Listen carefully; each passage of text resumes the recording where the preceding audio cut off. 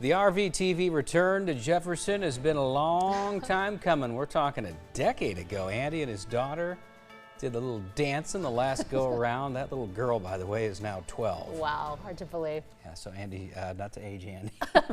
Just a little. It happens quickly, and how quickly time does go. 10 years ago again, since RVTV was last in Jefferson. Yeah, far too long to get back to the football town.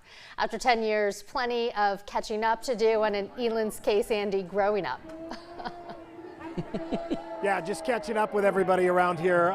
Catching up with the Deal family as well. I talked a little bit about them earlier. I'm going to talk more coming up here in a couple of minutes. So this is the busy time of the year for those dealing in apples and cider and pumpkins, and the Deal family deals in all that stuff at their farm just west of town. Now, their success is due to hard work, to family that's interested in the business, and of course, in a few good decisions that this family made along the way. There are some good deals around Jefferson, always have been, going way back to Gerald Deal's grandparents, dairy farmers who had a way with fruit. Like all farmers back then, they all had about an acre of fruit on their farm.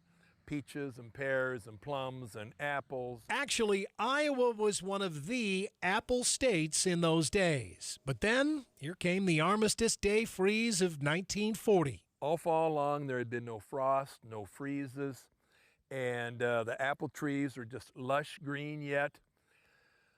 On November 11th, it started out to be a beautiful day.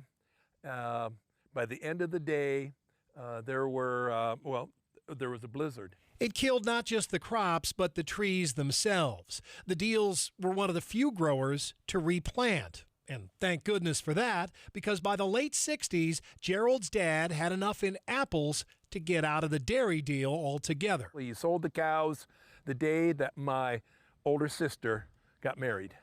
So that was a glorious day, August 10th, 1968, actually. Glorious day because of the marriage or because they sold all the cows? Both. Since then, the Deals have dealt in all things apples and pumpkins, squash, tomatoes, flowers, and Christmas trees.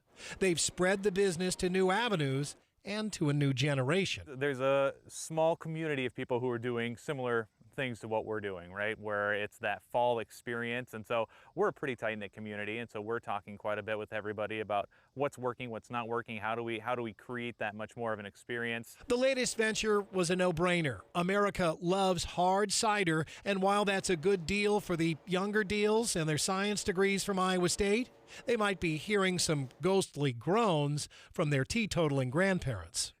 My dad would see me now selling hard cider. He probably would, turn over in his grave. So we're going to tap into some of that hard cider in about 30 minutes or so. You can actually find it all over central Iowa. Deals, Orchard, hard cider. You'll probably see it everywhere now that you start looking and you know what to look for. They make it at their farm just west of town here in Jefferson, guys. Like you said, a good deal. We're all looking forward to that taste of fall. Okay, thanks a lot, Andy. Andy finds all the deals. Yeah, he does. Literally. All of the deals in the family.